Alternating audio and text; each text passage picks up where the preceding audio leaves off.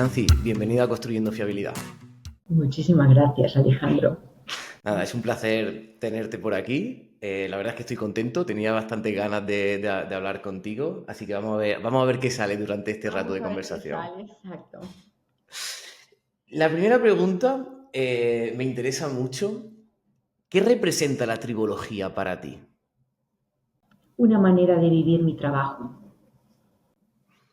Qué bueno, el qué bueno. principio de todo.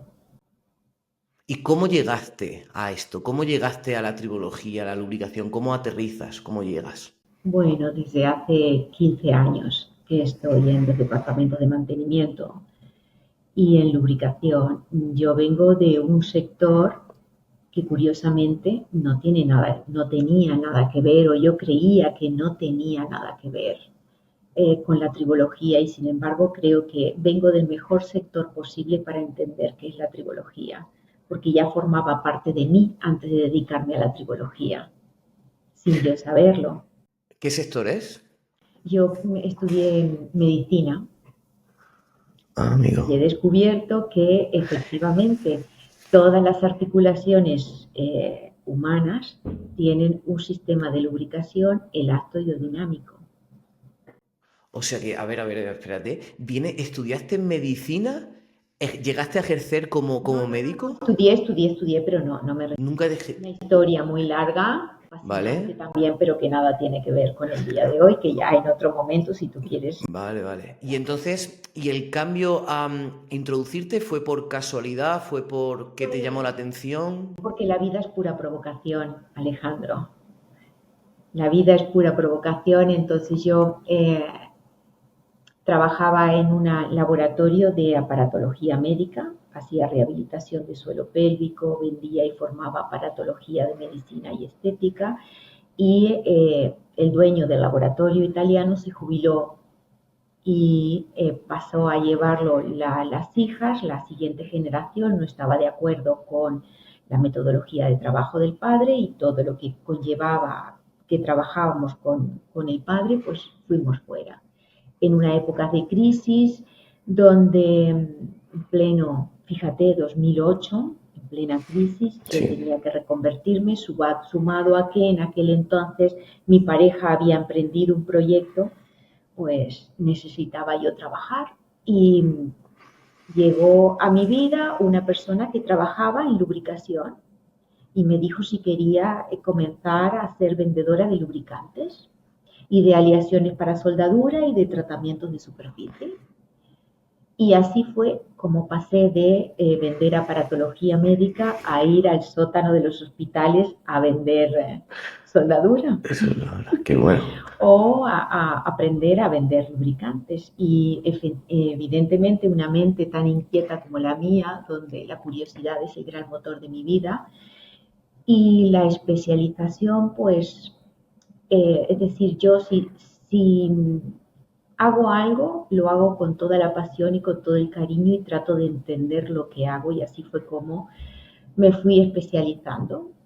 Y una especialización en la inquietud por esa especialización me hizo conocer en aquellos años ya al ingeniero Pedro Albarracín, en el cual pues le conocí personalmente y desde hace muchos años tenemos una relación de amistad. Y eso ha hecho que yo me una a su pasión, a la tribología, a la lubricación, al conocimiento de las máquinas, a la lubricación, a sus cursos, a su vida. Y así fue como hemos compartido muchísimos ratos juntos, muchos proyectos, muchas aventuras también en lubricación y tribología, y eso hace que sea la persona que soy hoy. Te lo he resumido, ¿de Sí, sí, acuerdo? sí, sí, sí. Y, Sí, y después que entré en este mundo, pues decidí que cuando uno se especializa, lo haces, necesitas una especialización, necesita de una madurez, de un recorrido, de un camino, y eso hace que tú le dediques tiempo. No puedes ser una cosa hoy y mañana hacer otra. Y en el compromiso, pues eso me hizo terminar mi etapa de vendedora, donde aprendí la lubricación desde dentro, donde aprendí a conectar con el cliente, a conocer la problemática del cliente en planta, a pasar a dirigir un departamento de lubricación y tribología en una empresa de ingeniería. Y ahí pues también eso pues eso hizo que se abrieran ventanas y que entraran conocimientos a borbotones a mi vida, ¿sabes? Y bueno, y ahora sigo en este tema y seguiré. Sí, hay una cosa que me llama mucho la atención y también la conversación previa que tuvimos a la entrevista, es la importancia que le das al conocimiento y la importancia que le das a la formación. ¿Qué importante crees que es para el desarrollo de una persona y ha sido para ti la formación, el aprender constantemente? Y mira, hay una cosa un vector que ha protagonizado mi vida, que es sin duda lo que más ha transformado mi vida, Alejandro, ha sido la necesidad del conocimiento. Y eso es patente. Y siempre, mira, hacía un voluntariado con la Consejería de Educación. Y siempre digo lo mismo, si tú quieres transformar tu vida, pues fórmate, porque la formación transforma a las personas y las personas transforman los procesos y los procesos transforman los resultados. No hay otra manera. No se puede cambiar nada, no puedes transformarte tú como persona si no hay una formación de por medio. Es decir, yo Totalmente. era una persona que nació yo soy una mujer de campo, siempre lo digo, con todo lo que ello implica, por lo bonito y por la suerte que he tenido y por la dureza de ser una chica en un mundo, un patriarcado, y mi única obsesión era estudiar, fíjate, porque sabía que mi realidad de una mujer latinoamericana en el medio del campo, la realidad solo la podía cambiar, eso lo entendía a los 12 años y lograba formarme. Y entonces eso es mi bandera y eso está tan dentro de mí porque esa decisión cambió mi vida y la sigue cambiando hoy. Y a medida que pasa el tiempo tengo aún más hambre de conocimiento porque creo que estoy cada vez más preparada, más madura y con más mesura para que el conocimiento provoque cambios aún más trascendentales en mi vida y en la vida de la gente que te rodea. Total. Sí, para mí igual. Ahí estoy muy, muy de acuerdo contigo porque creo que es lo mismo. Creo que el conocimiento es el primer paso para todo. Porque luego, obviamente, el conocimiento por sí solo yo creo que no tiene tanto valor. El conocimiento debe ser aplicado, el conocimiento debe ser compartido, debe ser ejecutado y puesto a prueba, ya sea conocimiento para tu vida o profesional, lo que sea, ¿no? Pero sí que creo que si no hay una adquisición de conocimiento, no hay un aprendizaje constante, es imposible o es mucho más difícil que te desarrolles tú y que puedas aportar a la sociedad y devolver a la sociedad y al mundo lo que te han dado a ti, ¿no? Correcto, la transversalidad del conocimiento ensancha al hombre, se Qué hace bueno. más ancho, mucho más ancho. Y aquí, por curiosidad, a la hora de aprender, ¿eres una persona autodidacta, una persona que va más a una formación reglada? ¿Cuál sería tu manera de aprender habitualmente? Hay las dos cosas, las dos cosas. La formación reglada es fabulosa porque te sitúa en un contexto con otros compañeros donde tú aprendes mucho. Y la autoformación o el ser didáctico es lo que te lleva a una formación reglada. Es decir, las dos cosas son importantes. La una no quita la otra. Es decir, quien es curioso y quien requiere una formación permanente tiene siempre que ser autodidacta porque el que es autodidacta, la formación está en un taller, la formación está en aquel cliente que se le ha roto una bomba, la formación está en aquel reductor que se calienta, la formación está en aquel compresor que es crítico y que no puede parar y que tú tienes la responsabilidad de estar alerta. La formación está en ver un análisis de laboratorio un día y tener una duda de no saber si has pedido las pruebas específicas que tocaban o no. La formación y el ser autodidacta es lo cotidiano. Nadie se forma y no es autodidacta. Porque luego lo que tú adquieres en una formación reglada, hay que tener herramientas y curiosidad inquietud para convertirlo, es decir, el conocimiento arreglado no sirve de nada si luego tú no lo puedes transformar en herramientas cotidianas del día a día. Considero que es un fracaso el conocimiento si no es una herramienta. Pero para eso pues hay que ser curioso, hay que aterrizar, hay que hablar con la gente y hay que entender que las cosas no siempre se hacen como se dice en lo reglado y que Tal es la cual. realidad y hay que, bueno, pues de lo que se debe de hacer es una cosa y lo que medios que tenemos y la realidad es otra.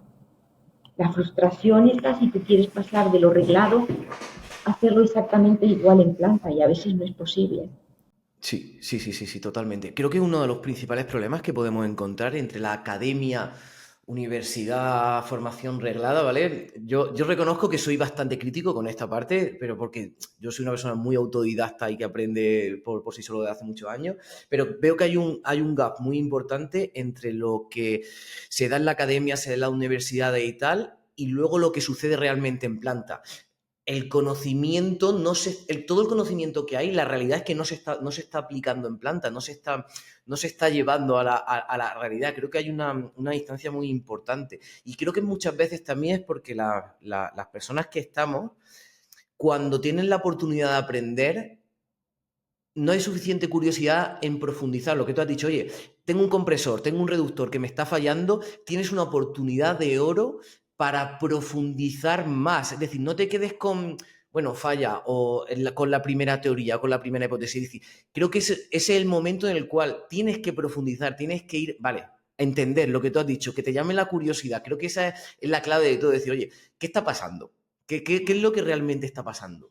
Pero he de decirte que durante muchos años he tenido también esa frustración hasta que entendí que uno no debe cruzar las puertas de una formación reglada para que te den herramientas. Uno tiene que ir a buscar el conocimiento y el conocimiento está adquirido y maduro cuando tú eres capaz de convertir ese conocimiento en tus herramientas del día a día. Y ese es el verdadero reto. No puedes ir a buscar a la universidad o a cualquier formación reglada las herramientas, porque ese es el reto. El reto de una formación académica es transformar los conocimientos en herramientas.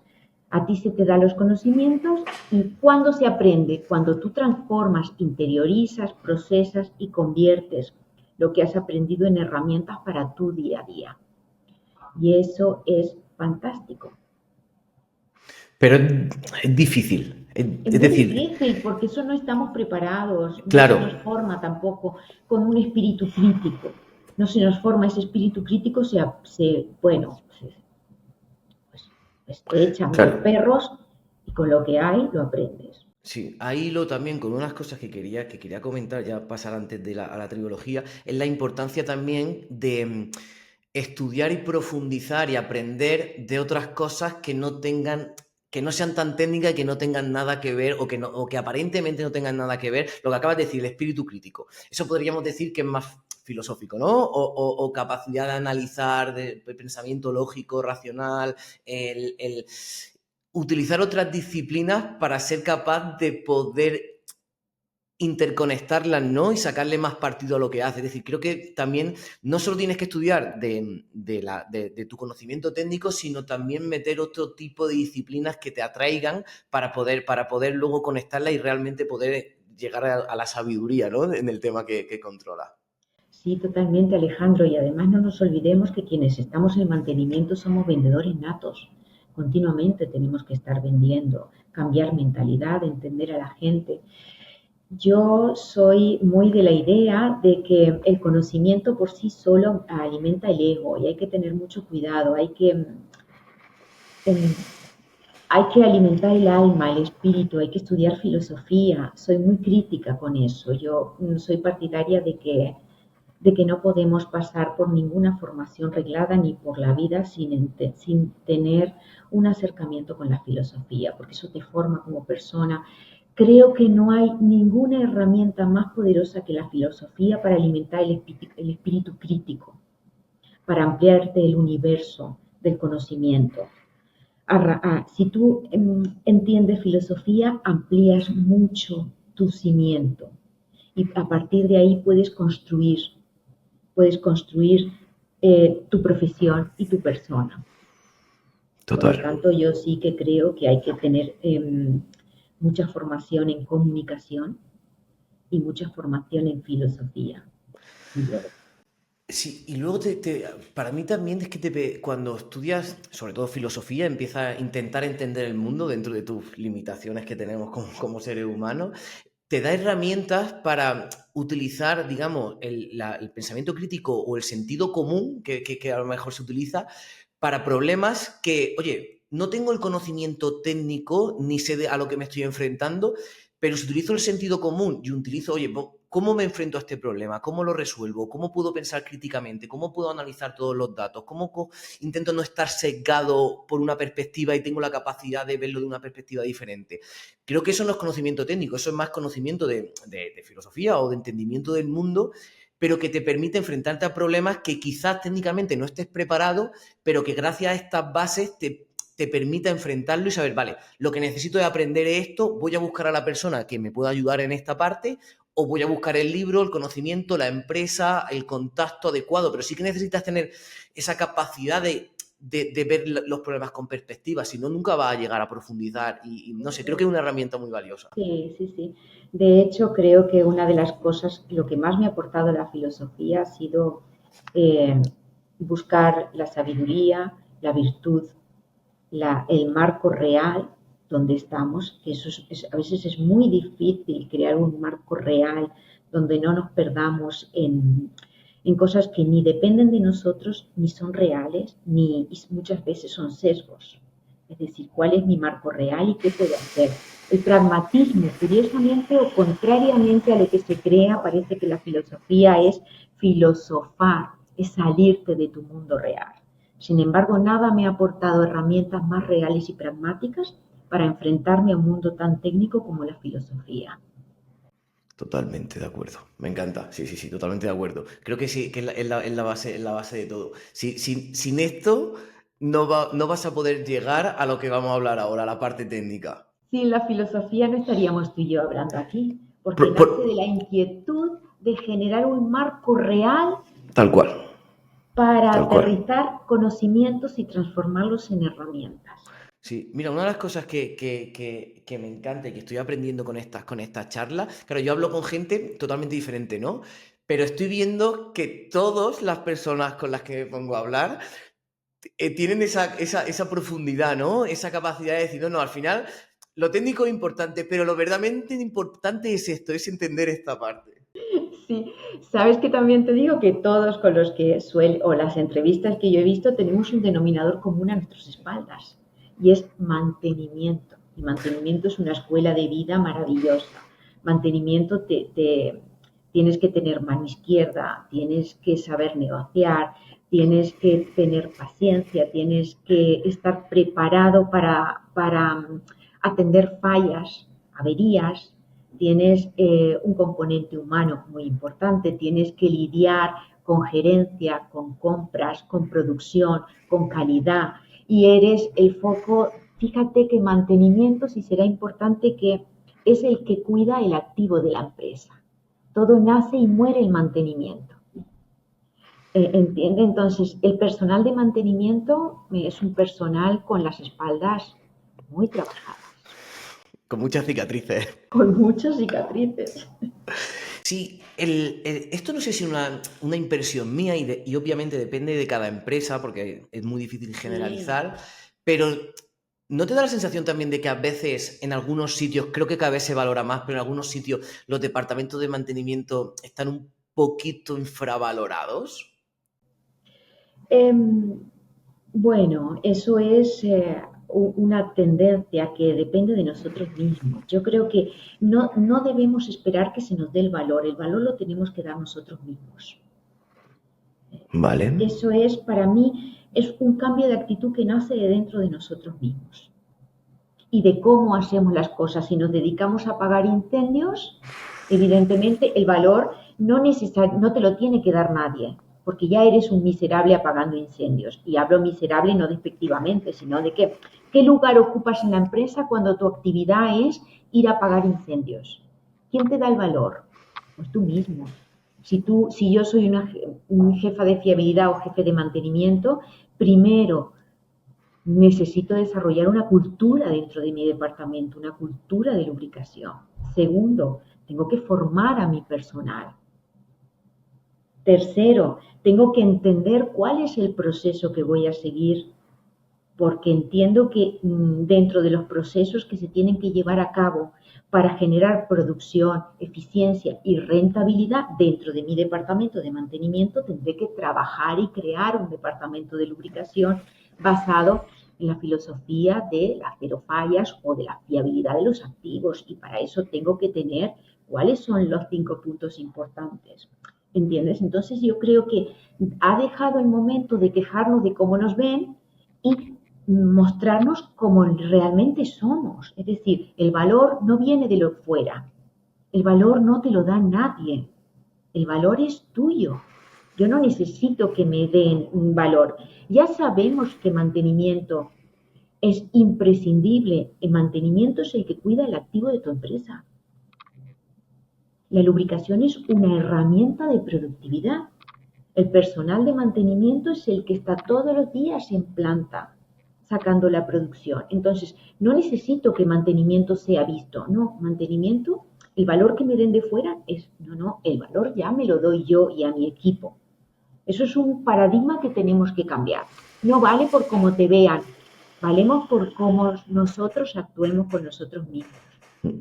Sí, sí, sí, tenemos que asumir la responsabilidad de hacerlo. No coger, totalmente, no coger una actitud victimista, sino asumir la responsabilidad del cambio, claro. Es decir, si nosotros no somos los que empezamos a trabajar adecuadamente para conseguir ese objetivo, no podemos esperar desde que fuera nos digan, venga, implementar este plan de lubricación basado en confiabilidad.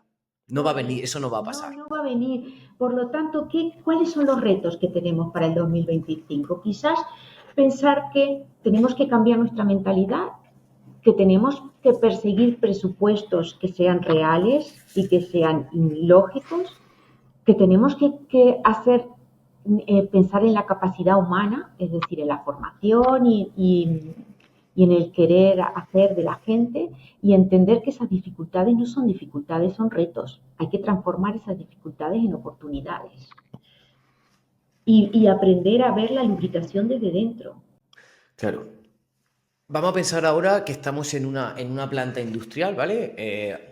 Plantas industriales hay muchas. Yo siempre pienso en lo que yo creo que más nos movemos nosotros, plantas de proceso, ¿no? Que es principalmente donde yo Sí, creo correcto, que más exacto. trabajamos. Exacto, es plantas donde hay equipos rotativos, equipos dinámicos, equipos que Exactamente, tengan exactamente. mecanismos lubricados. Ese es nuestro hacer del día a día. Vale, esta pregunta creo que es difícil, pero a ver si la formulo bien.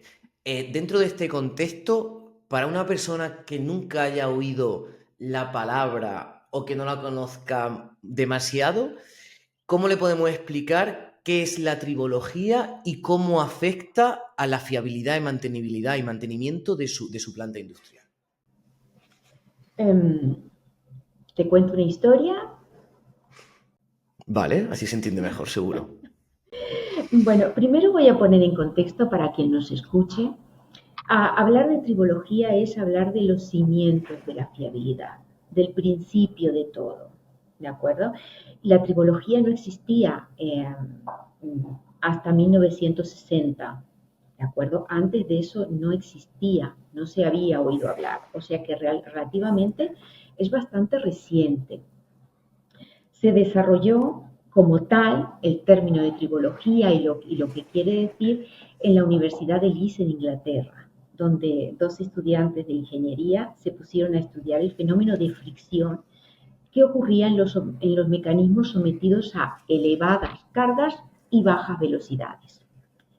¿Por qué en 1960? Porque antes de esto, ya en 1890, un ingeniero alemán, Emerson, fue contratado por la Sociedad Estadounidense de Ingenieros Mecánicos para que trabajara los conceptos que se habían desarrollado. Imagínate que estamos hablando de 1890. Todos los conceptos que se habían desarrollado en lubricación durante 70 años, lo que hacían era hablar de la viscosidad del lubricante, ¿de acuerdo? Y lo que se quería en aquel entonces era ordenar, es decir, desarrollar una fórmula para calcular la viscosidad para que los ingenieros de diseño pudieran trabajar. Reunir Emerson, este ingeniero alemán, lo que hizo fue reunir todos los tratados, elaborar una fórmula y así se trabajó durante 70, 80 años solamente con un valor, que era la viscosidad.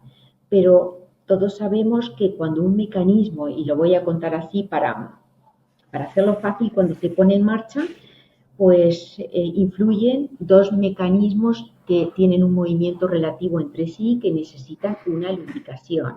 Están sometidos a 4 parámetros muy importantes, que son una carga dinámica, una velocidad, una temperatura de operación y un acabado superficial o una rugosidad. Esto es tribología. Esto es tribología, entender cuál es la intensidad de esa fuerza de fricción y qué lubricación, qué tipo de lubricación me va a generar. Y eso fue lo que hicieron estos dos ingenieros en 1960. A partir de ese estudio de los factores que incidían en la fuerza de fricción, se creó entonces la tribología, que es un término griego, como casi todo lo que es en ingeniería de lubricación, y viene de una palabra compuesta que es tribos, que es fricción, y logos, que es estudio de la fricción. ¿De acuerdo? Y entonces a través de la tribología se puede determinar la intensidad y el tipo de fricción. ¿Y por qué digo que es el principio de todo? ¿Qué es el principio? El principio es el desgaste que van a sufrir mis mecanismos, el consumo de energía, las temperaturas de operación que siempre van a ser mayores que la temperatura ambiente. Por lo tanto, para hablar de fiabilidad hay que empezar por el conocimiento y el estudio de la fricción. ¿Ha quedado claro?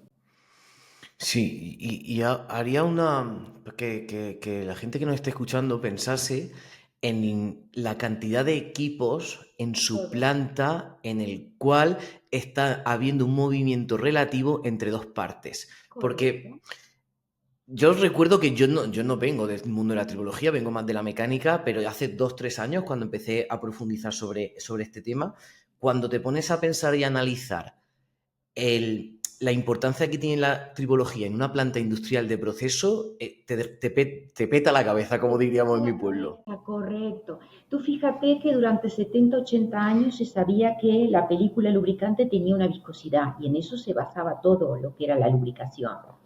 Eh, ¿Qué fue lo que hicieron estos dos jóvenes apasionados de la tribología, Duncan y Gordon? Pues empezar a ver que esa fuerza de fricción y esos 4 factores no eran siempre los mismos. Un motor, un rodamiento, un engranaje, ¿de acuerdo? eh, Tiene un momento de parada, un momento de arranque, un momento que alcanza su velocidad nominal, un momento de descender la velocidad y un momento de parada.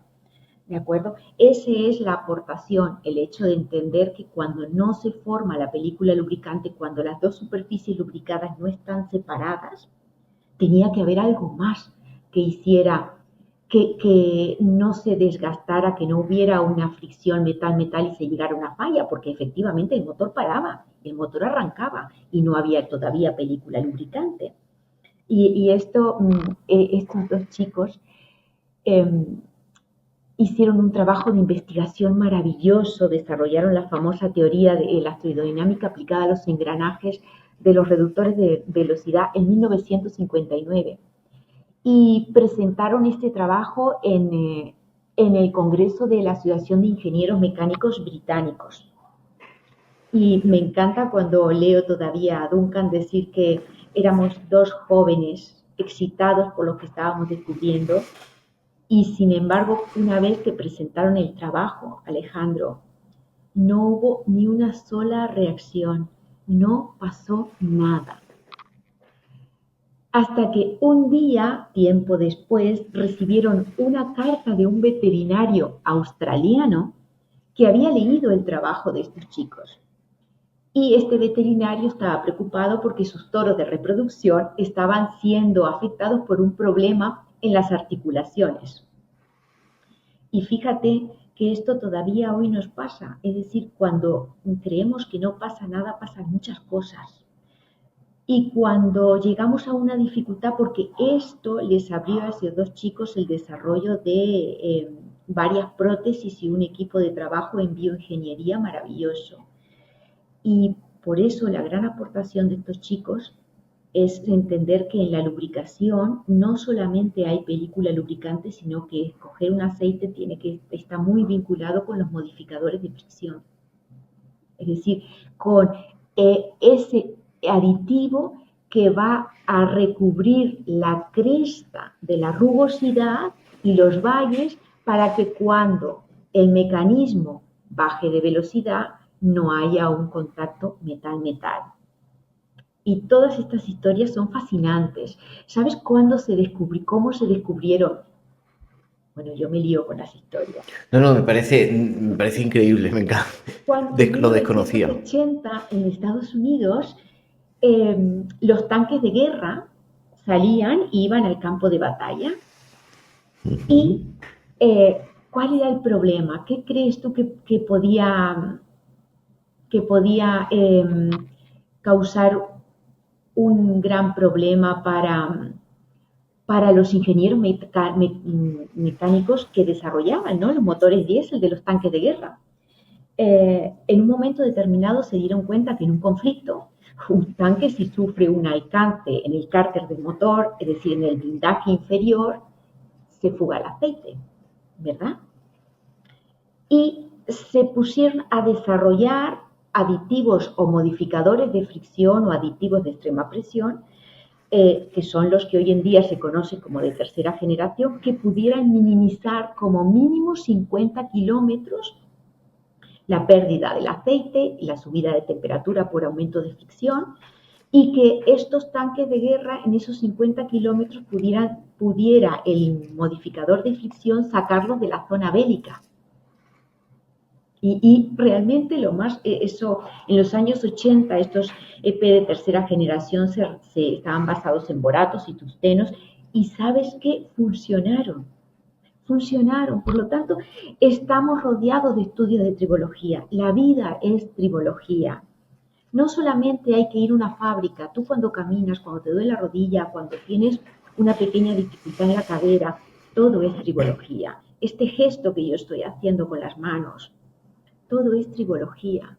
Por lo tanto, desde que tú te levantas y llegas a la fábrica y te paras a ver tus equipos y a entender la tribología ya viene contigo. Porque la tribología es una herramienta que nosotros tenemos en planta para tratar de controlar el desgaste. Porque hasta el día de hoy no se puede eliminar el desgaste. Cada vez que se pone en marcha un mecanismo, ponemos en marcha la fuerza de fricción. Y esta fuerza de fricción va a generar un desgaste que está bien. Cualquier mecanismo lubricado tiene una vida disponible. ¿Por qué? Porque llegará un momento en que, por fatiga superficial, por un desgaste, por oxidación, por un desgaste abrasivo, por un desgaste adhesivo, por un desgaste abrasivo, pues evidentemente se llega a una vida remanente. ¿Cuál es el reto del tribólogo? ¿Cuál es el reto del personal de mantenimiento? Pues controlar que durante la vida activa del mecanismo la fricción esté controlada y el desgaste sea normal. El semáforo de la fiabilidad esté en verde. Vale, aquí me gustaría profundizar un poquito.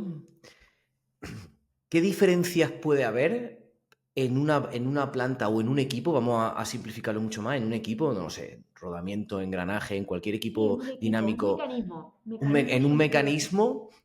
¿Qué diferencia puede haber en la fiabilidad y en la vida útil del activo haciendo una buena estrategia de tribología y lubricación para ese equipo, teniendo en cuenta las condiciones reales de operación, cuál sería el lubricante adecuado, la frecuencia, la cantidad de capa lubricante que necesita, comparado con hacerlo de manera no mal, sino sin tener esto en cuenta? Es decir, vale, pues la frecuencia o tal es esto porque lo tengo escrito así de hace 20 años y lo hago sin estudiarlo, por así decirlo. Correcto, mucha. Mira, nosotros tenemos que entender que trabajamos en mantenimiento, en lubricación, con el objetivo de lograr la vida disponible del equipo, ¿vale? Ese es nuestro objetivo. Nosotros no vamos a lubricar ni vamos a hacer nada que no tenga que ver con la vida disponible del equipo. Entonces, si me permites, te cuento todo lo que sería el proceso completo. Sí, perfecto. Porque los cimientos de la fiabilidad comienzan cuando yo, como jefe de planta, resulta que voy a abrir una planta y tengo que diseñar, por ejemplo, un reductor para una torre de refrigeración. Vale. ¿Vale? Por poner un mecanismo. Sí, sí, sí. Todos sabemos, ¿y por qué? Porque es un equipo crítico, porque todos sabemos que en cualquier refinería un delta de 8 grados, pues que no es mucho, pues evidentemente si yo no tengo, si yo no lo logro, pues no se llega al proceso de destilación y se puede parar una fábrica. Vale. Entonces, yo como ingeniero de producción tengo que comprar un reductor para mi torre de refrigeración. ¿De acuerdo? Si yo tengo conocimientos en tribología y aplico mis conocimientos de tribología, voy a sacar a licitación la compra y me pueden venir 3 modelos diferentes, uno más barato, uno intermedio y uno más caro. El primero es un reductor que cumple efectivamente con todo el proceso, que me va a dar el torque que necesito, a la velocidad que necesito, que el consumo de energía, todo, me cumple como cualquiera de los 3, pero tiene una temperatura de operación en la zona de fricción de 120 grados porque no tiene diseñado un sistema de enfriamiento. Pero es barato y cumple.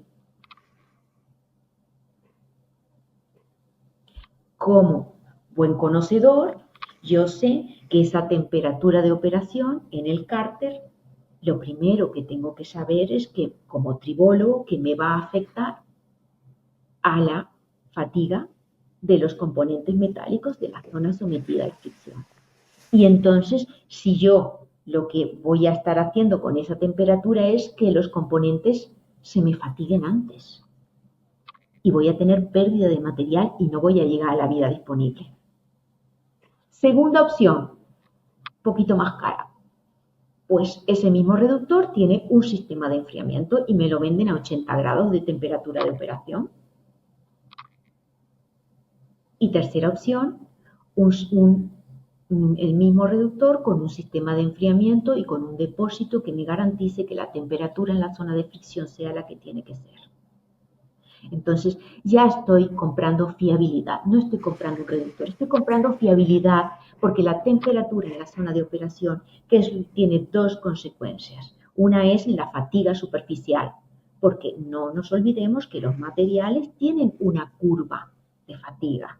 Y hay un momento dado en que hay un no retorno. Y que por encima, la mayoría de los componentes, por encima de entre los 65 y los 75 grados, pues la vida útil disminuye mucho. Eso es el primer proceso. Tú me has preguntado. Otra cosa, cuando viene el equipo a planta, lo primero que tengo que hacer es seleccionar el aceite. Porque el ingeniero de diseño calcula. ¿Cómo calcula? Pues porque el ingeniero de diseño usa la tribología para calcular la fuerza de fricción y la película lubricante que se tiene que formar. ¿Cómo lo calcula? Pues con los 4 parámetros que dijimos que son la base de la tribología, sabiendo la carga dinámica, la temperatura de operación, la velocidad y la rugosidad. Me lo calcula y me dice, va esta viscosidad. Perfecto, pues yo como ingeniero de fiabilidad o como responsable del equipo de fiabilidad tengo que determinar qué base voy a escoger. Si voy a trabajar con un sintético, si voy a trabajar con una base mineral, si esa base mineral es del grupo 1, del grupo 2, del grupo 3, ¿estoy comprando fiabilidad o no? Tercero, una vez que mi equipo está en planta, yo tengo que conocer cuáles son los 6 factores que van a incidir en la vida disponible. Tú fíjate qué fácil.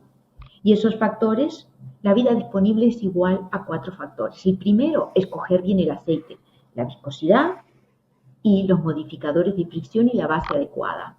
¿Verdad que si el aceite no es el adecuado no va a poder lograr la vida disponible? El otro factor es lo que ya hemos hablado, la temperatura de operación. El tercer factor es pues, que no se me oxide. Es el número ácido total. El otro factor es el agua. No puedo trabajar en un equipo crítico, ni en ninguno, pero menos en un equipo crítico con agua. El otro factor es la limpieza. El aceite tiene que cumplir con la ISO 4406 de limpieza, porque las partículas me causan desgastes abrasivo y erosivo y me destruyen la formación de la capa fluida 3 de la película lubricante. Y el último, el nivel de vibraciones. Entonces, si yo tengo a mi personal formado, cuando instalo mi reductor, ¿qué es lo primero que tengo que hacer? Pues acondicionar a ese equipo. Y todo esto es tribología, y todo esto nos hemos salido hace rato de las fórmulas matemáticas. Estamos hablando de mi personal de planta. Pues evidentemente, si yo quiero controlar las partículas, tendré que poner una válvula de llenado que me permita ingresar el aceite en unas condiciones óptimas de manipulación y manejo del aceite. Tendré que tener una temperatura del cárter. ¿Verdad que sí? Mi personal tiene que pasar y ver si la temperatura es la adecuada o no, porque yo ya sé que la temperatura me fastidia todos los factores. Tendré que tener una válvula de drenaje en condiciones, porque sí, hay determinados equipos que por proceso acumulan. Puede que en un momento dado, en un pico de temperatura y una condensación, yo tengo que poder drenar.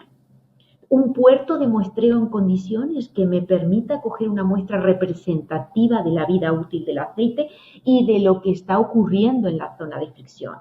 Una muestra de aceite no se saca de cualquier parte. Eso es fiabilidad, eso es tribología. Una rotulación adecuada para que todo mi equipo sepa cuando pase por ahí, para evitar contaminación cruzada, lo que lleva, lo que va en ese tipo de reductor. Un venteo en condiciones y bien calculado. No me vale con cuando resulta que hay temperatura elevada abrir el tapón que salga. No, un venteo con un filtro bien calculado. Eso es fiabilidad.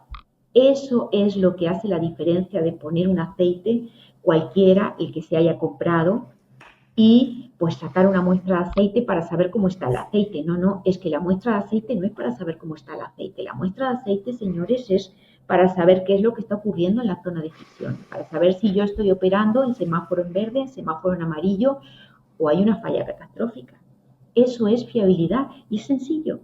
Eso es la diferencia de trabajar con los conocimientos de tribología y de hacerlo de una manera sin tener pues un acondicionamiento de los equipos.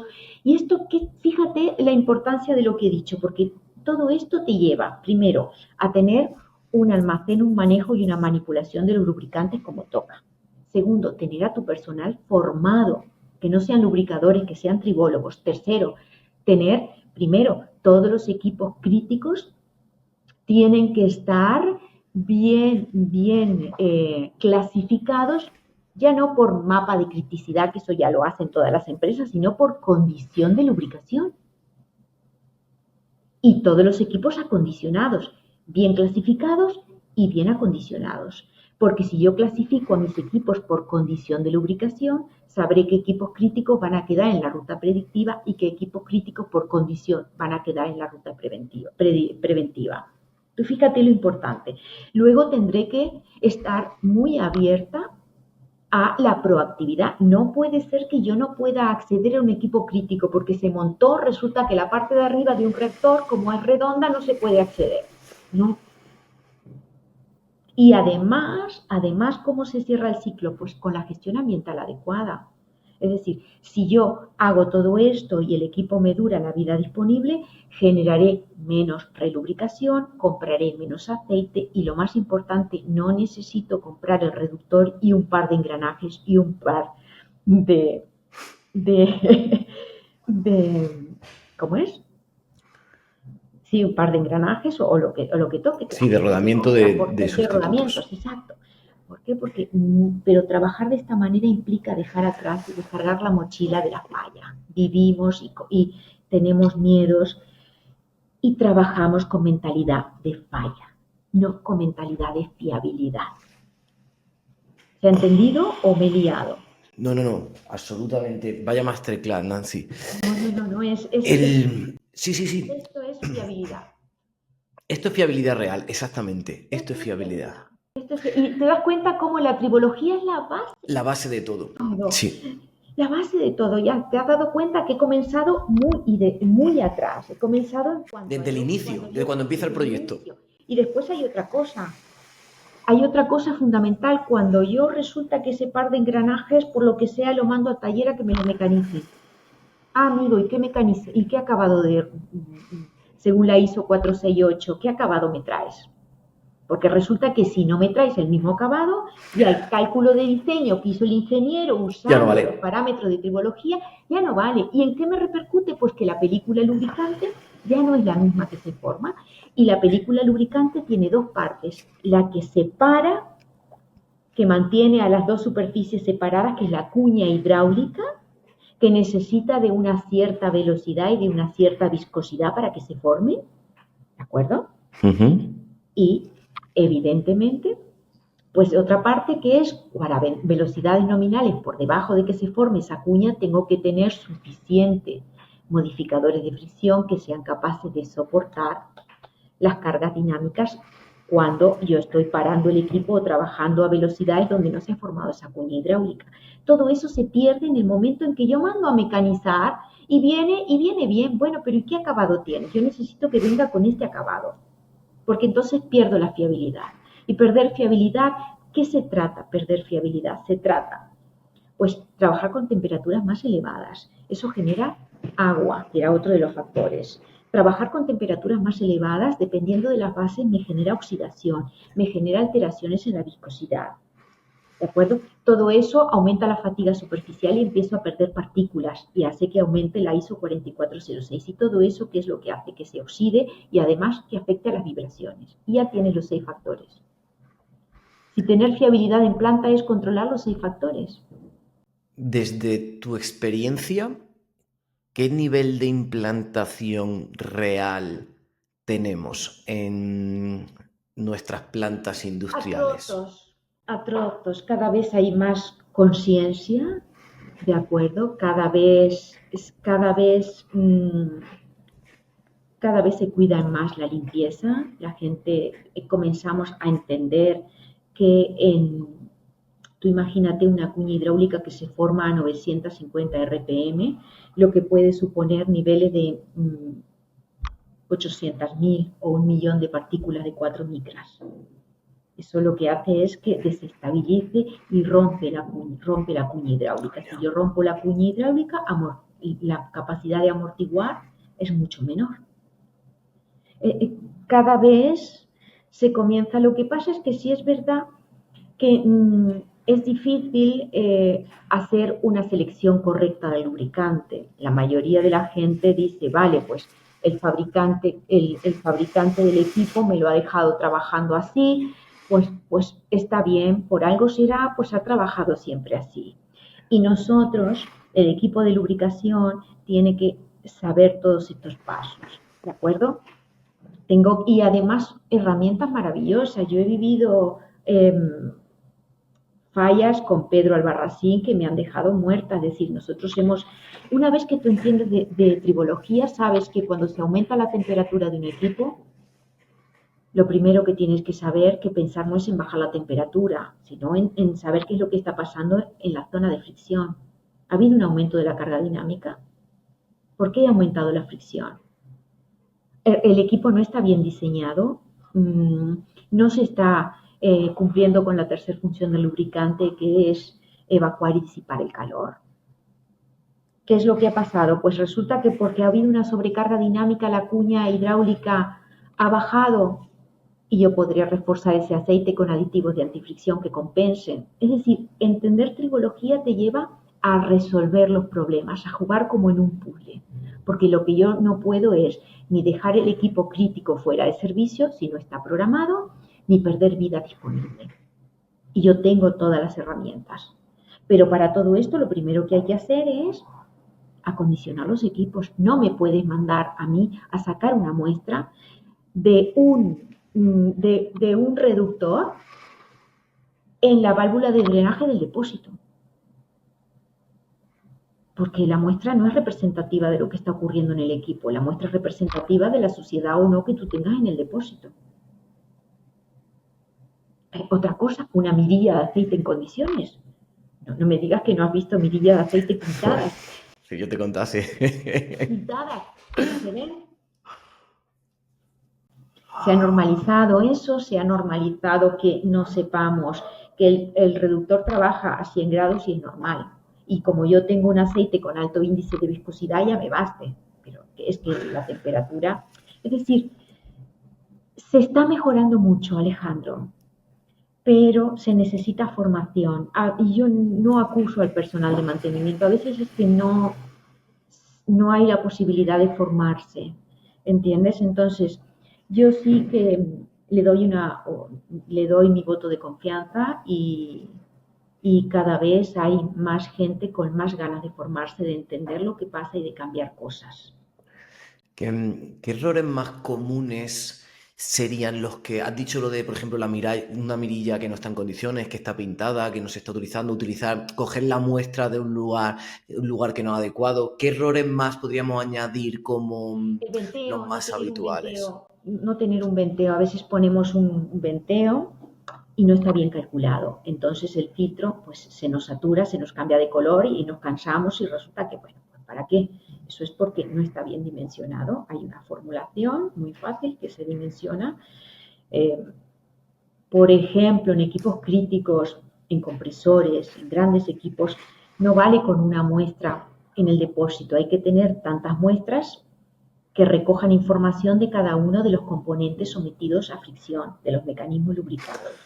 Y no me vale después del filtro, me vale antes, a ver cómo está el aceite antes. Claro, Detalles que se tienen que ordenar, no son, es decir, uno quizás se resume todo en el acondicionamiento del equipo.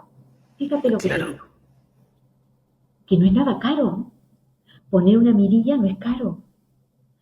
Poner una válvula de llenado no es caro. Poner una válvula que yo pueda drenar el aceite en ese compresor tampoco es caro. Poner un puerto de muestreo en condiciones no es caro. es que estoy pensando, conforme estás comentando, esto de que has dicho del compresor me ha hecho pensar. Claro, muchas veces asociamos la salud de la máquina, ¿no? El health machine, machine health que está, siempre a las vibraciones, ¿no? Pero Correcto, exacto. si nosotros tenemos las muestras adecuadas del lubricante, estamos yendo un paso más allá. Vamos a decir que es complementario, da igual, no quiero entrar en ese debate. Pero es decir, ahí sí que vamos a poder ver la salud de la máquina porque estamos viendo el desgaste que estamos teniendo en el equipo y vamos a saber exactamente cómo está mi máquina. Me va a dar una información hiper mega valiosa para poder hacer la fiabilidad, por hacer el mantenimiento, poder planificar adecuadamente y poder alargar la vida útil al máximo. Claro. Pero la fiabilidad se entiende, o las técnicas predictivas, las herramientas predictivas son tres. Ninguna es más importante que la ¿Qué otra, otra? todas son complementarias. Hmm. Y evidentemente las vibraciones son importantes, ¿por qué? Porque las vibraciones son la relación entre la carga dinámica y la película lubricante. Fíjate si será importante. ¿De acuerdo? La temperatura en la zona de fricción es importante, pues claro, porque la temperatura es un factor que lo afecta todo. ¿Me entiendes? Una temperatura inadecuada me genera un flujo turbulento y me rompe la cuña hidráulica y me rompe la capacidad de amortiguar. ¿Y el análisis de aceite es importante? Pues claro, porque me recoge lo que está ocurriendo dentro de la zona de fricción. Me recoge dos cosas fundamentales, la vida del aceite del servicio y lo que está ocurriendo en la zona de fricción.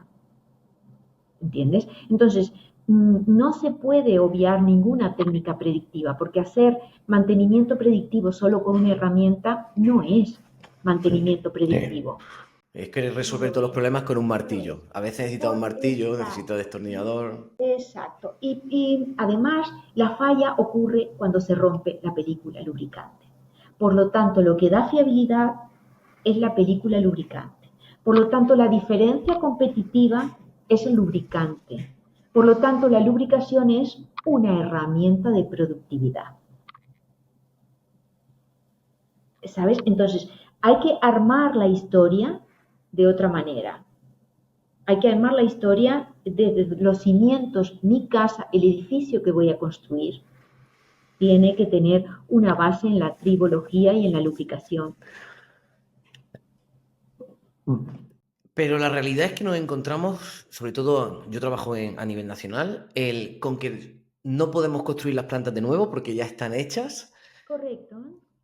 ¿Cómo empezamos? Es decir, ¿cuál según tu criterio sería... piensa que alguien está escuchando esta charla y ha dicho, vale, me ha abierto los ojos, ha cambiado mi perspectiva, quiero empezar en esto. ¿Cómo lo hago? Pues por el principio. Primero, reuniendo la documentación. Primero, clasificando a los equipos críticos. Fíjate que estoy reportando mucho a los equipos críticos que ya tengo clasificados por mi mapa de criticidad. Revisar dentro de esos equipos críticos qué fuerza de fricción se genera y qué condición de lubricación tienen. Y te voy a explicar por qué. ¿Vale? ¿Qué quiere decir qué condición de fricción hay? Porque nosotros vamos a poner a los equipos cuya condición de lubricación se pueda monitorear en las rutas predictivas, ¿verdad? Correcto, entonces Correcto. empiezo a ordenarme. Equipos críticos, dejo los de propósito y los de propósito general, y si me apuras mucho también dejo en esta misma ruta aquellos equipos esenciales que van a doblar a los equipos críticos. ¿De acuerdo? Empiezo a ver de mis equipos críticos cuáles puedo monitorear, que normalmente son casi todos, porque estamos hablando de lubricación hidrodinámica o elastohidrodinámica. ¿De acuerdo? Pero si tengo una cadena que juega un papel muy crucial, la cadena no se puede monitorear, pero es un equipo crítico, ¿verdad? Pues ¿en qué ruta tiene que estar? En la ruta preventiva, no en la ruta predictiva. Preventiva. Empezar a ordenar para poder volcar nuestros recursos con cabeza, ¿de acuerdo? Y dentro de los equipos críticos yo voy a tener la clasificación adecuada y podré tener a los equipos críticos en las rutas predictivas de una manera consciente. Después que tengo eso, ¿qué es lo que hago? Lo que hago es seleccionar y homologar los lubricantes. Parto de lo que me ha dicho el ingeniero de diseño y lo que hago es, con un procedimiento, seleccionar el lubricante adecuado para la condición real del equipo en planta. Entonces, fíjate lo importante, yo ya voy a estar optimizando mis recursos con los equipos que son críticos de verdad y con los que puedo aplicar herramientas predictivas. Pero no voy a gastar una herramienta predictiva si no sé si el aceite o la grasa que estoy poniendo es la que va a optimizar la fricción que se me va a dar, la lubricación. ¿De acuerdo? Lo tercero, acondicionar ese equipo, saber qué temperatura un equipo crítico me está trabajando, si tengo que poner un sistema de enfriamiento o poner un depósito, conocer la importancia de la temperatura, tener muy presente los 6 factores. Lo siguiente, vale, el equipo ya lo tengo, vale, pues ya está, el equipo se me ha entregado sin estar acondicionado, vale, pues me lo entrega a mí el fabricante, pero yo tendré que poner una válvula de drenaje, un puerto de muestreo, un venteo, una válvula de llenado, una rotulación para que todo el que pase por ahí sepa lo que va, y una mirilla para saber el nivel del aceite, porque el nivel del aceite también da fiabilidad. ¿Cuántas fallas o aumento de temperatura hemos visto por bajo o alto nivel de aceite? Tú fíjate que tampoco es tan difícil con lo que se tiene. Y por último, formar al personal. Por lo tanto, si tú tienes bien la clasificación, reorganizar las rutas, acondicionar a los equipos, hacer una carta de lubricante con lo que realmente tiene que ir, formas a tu equipo y haces proactividad, se hace mucho. Después, evidentemente, dependiendo de los recursos que vayas teniendo, pues organizar los aceites, tener una cultura de manejo, manipulación y almacenamiento adecuada, pues un procedimiento de lo que es los límites condenatorios para cada uno de los equipos más críticos, saber exactamente qué nivel de los análisis de aceite, qué niveles me va a permitir trabajar con el semáforo en verde, qué nivel de temperatura, la termografía y qué nivel de vibraciones. Entonces, en una carta de límites condenatorios puedo ver para cada equipo cómo estoy, cuál es el histórico, la trazabilidad. Es orden, Sí, orden. sí, sí, realmente a nivel técnico no es tan complejo. No, y a nivel técnico hay muy buen nivel. Hay muy buen nivel. Ese problema está solucionado. Es un problema de implantación. Es un problema de implantación y de que no sé por dónde empezar, no sé cómo vender esto, no sé cómo implementar la cultura de lubricación, no sé cuándo formar a mi gente. Por eso te digo, ese es el reto. Mentalidad, obtener el presupuesto adecuado y pues capacitar al personal. Dejar de ver al lubricador como que tiene que venir con el mono todo sucio, lleno de grasa y las manchadas y cuánto me has manchado y pues yo qué sé y pues aquí va grasa o aceite, pues no lo sé, o pues resulta que este reductor me trabaja a 80 grados y viene el comercial, eso lo he vivido yo, y me dice que ponga grasa en vez de aceite. Bueno, ¿me entiendes? Vale, tú no puedes controlar lo que pasa a tu alrededor, pero tus decisiones, con el conocimiento de la tribología, sabes que no se baja, que la grasa tiene muchas ventajas, pero no va donde el aceite. Por una parte, porque no evacúa ni disipa el calor de la misma manera. Luego, con las partículas metálicas no las retira de la zona de Sí. fricción. Sí, sí, tiene sus aplicaciones y es muy bueno para unas determinadas aplicaciones, como todo, al final. Todo. Otra de las cosas que me he encontrado, la formación transforma los procesos. Acuérdate que lo dije al principio. En este caso, a veces se conviven en las plantas, como hay motores diésel de las bombas contra incendios, se conviven con aceite ISO 3448 y SAI J306 o 300. Y la gente, indistintamente, bueno, pues que aquel SAI 90, para un reductor igual va bien. No, señores, no. Hay cosas, un aceite industrial ISO 3448, para empezar, no tiene detergentes, no tiene determinado tipo de aditivos. ¿Entiendes? Es que conocimiento, introducir el conocimiento y poner orden, simplemente y tener un procedimiento. No es tan difícil acondicionar unos equipos, formar a la gente, tener a los equipos bien clasificados, saber qué tipo de lubricación hay, por qué es tan importante. Entender, si tú conoces todo esto es más fácil.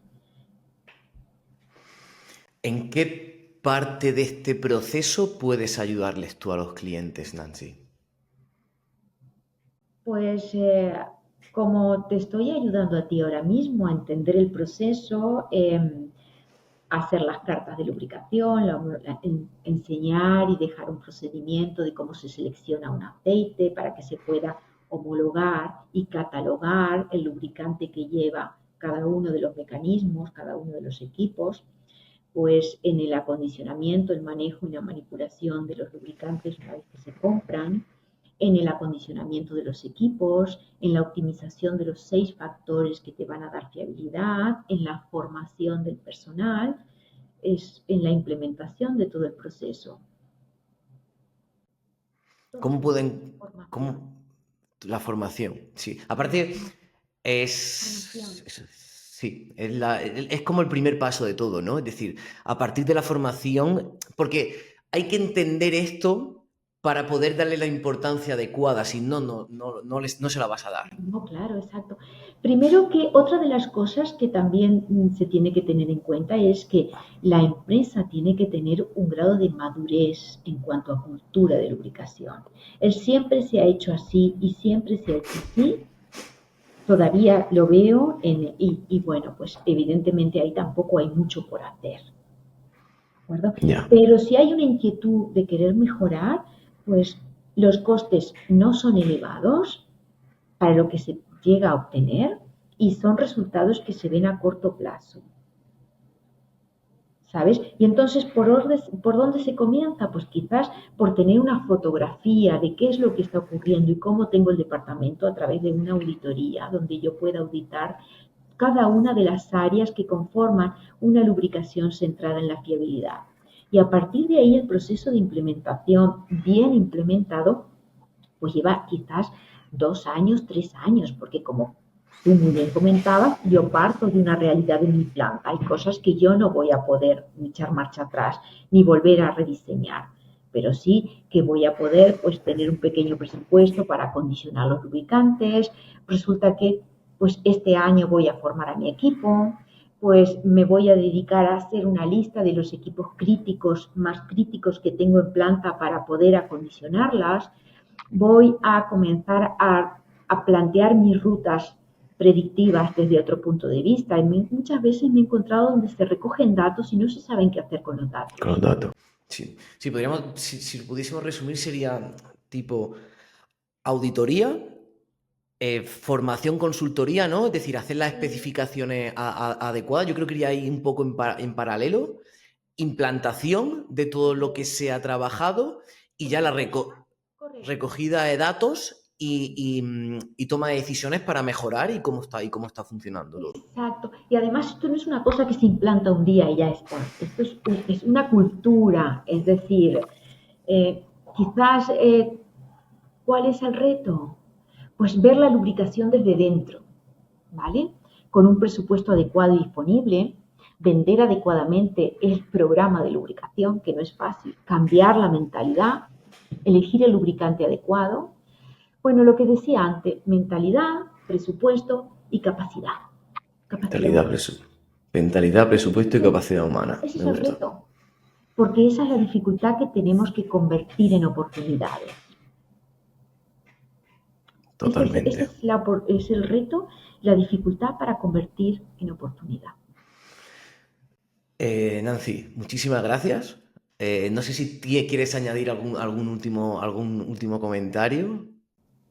Bueno, yo que estoy súper orgullosa de trabajar en mantenimiento y en fiabilidad mecánica, que hay gente que deja las horas, el trabajo, el conocimiento, el compromiso que yo veo en estos departamentos, no los he visto en ningún otro sitio para que la producción salga adelante de la mejor manera posible. Y, y que estoy súper orgullosa de mantenimiento y fiabilidad mecánica y que no hay otro sector mejor para trabajar. Y aunque las cosas sean difíciles, el reto es que cada día la gente se levanta y busca mejorar y busca crecer. Y felices fiestas a todo el que nos esté escuchando y un 2025 fiable. ¿Cómo pueden contactarte si están interesados en lo que hemos comentado y quieren conocer más acerca A través de de... LinkedIn me pueden encontrar Nancy Cabrera, lubricación y tribología. Yo creo que es la vía más visible que tengo hoy en día, creo yo. Perfecto. Pues lo pondremos en las notas del episodio y en los comentarios. Así que Nancy, mil gracias por tu tiempo. Ha sido un verdadero placer y yo creo que nos iremos viendo pronto. Yo creo que también, me temo que sí. Gracias. Perfecto. A todos los Gracias a ti, demás, Alejandro. muchas gracias Nancy. Y a todos los demás por escucharnos. Gracias de nuevo por estar una semana más con nosotros. Hasta la próxima.